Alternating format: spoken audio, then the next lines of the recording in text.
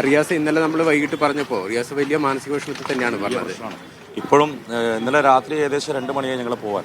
ഇവിടെ പിന്നെ പറവുകാരും പോലീസുകാരുണ്ടെങ്കിൽ പോലും നമ്മുടെ പ്രവർത്തകർ എല്ലാവരും ഇവിടെ ഉണ്ടായിരുന്നു. കിടന്നിട്ട് ഉറക്കം വരുന്നില്ല. കാരണം ആ രീതി നമുക്കിതൊരു എന്താ പറയുക, നമ്മൾ ഒരു മനുഷ്യനല്ല, അല്ലെ മനുഷ്യനൊന്നും കഴിയില്ല, അല്ലെങ്കിൽ മനുഷ്യനൊന്നുമല്ല എന്നുള്ളത് കഴിഞ്ഞ രാത്രിയത്തെ സന്ധ്യത്തെ മണിക്കൂറുകളും കണ്ടു. കാരണം ഏകദേശം നേരത്തെ സൂചിപ്പിച്ച പോലെ തന്നെ 100ഓളം സംരംഭകരാണ് ഇതിനകത്തുള്ളത്. ഒരു സ്ഥാപനം നടത്തുമ്പോൾ അതിൽ 1-2 ആളുകൾ വിദേശത്തും മറ്റും പണം അയച്ചുകൊണ്ട് അവരുടെ ഉപജീവനം നടക്കുകയാണ്. അവർ പ്രവാസ മേഖലയിൽ നിന്ന് വന്നിട്ട് അവരുണ്ടാക്കുന്നത് വേറെ എന്തെങ്കിലും തൊഴിലെടുക്കുകയാണ്.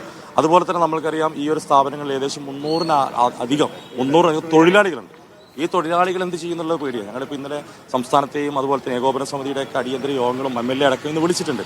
നമ്മൾ പറയുന്നത് ഒരു സ്പെഷ്യൽ പെറ്റ്, ഇവരെ കൈപിടിച്ച് ഉയർത്തുക. അല്ലെങ്കിൽ നമ്മൾ നമ്മുടെ ഷോപ്പിലേക്ക് പോവേണ്ട, അതായത് ഇവരെ കൈപിടിച്ച് ഉയർത്തിയിട്ട് ചെയ്യാൻ മാത്രം ചെയ്യാം എന്നുള്ള രീതിയിലാണ് എല്ലാവരും ഇന്നലെ വന്നത്. ഇന്ന് ഞങ്ങൾ അടിയന്തരമായിട്ട് 11 മണിക്ക് നമ്മുടെ ജില്ലാ സംസ്ഥാന നേതാക്കന്മാരും നമ്മളിവിടെയുള്ള പ്രവർത്തക സമിതി ഞങ്ങളും യോഗങ്ങൾ ചെയ്യുന്നത് അത് ഏത് നടപടിയിലേക്ക് പോകണം എന്നുള്ള ഒരു തീരുമാനം എടുക്കുന്നതിന് വേണ്ടി. നമ്മൾ പ്രാഥമികമായിട്ട് ഒരു നഷ്ടം എത്ര സംഭവിച്ചിട്ടുണ്ട്?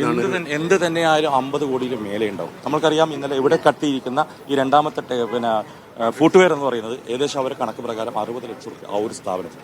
ഇതിനും ഒരു സ്ഥാപനത്തിന്റെ 60 ലക്ഷം.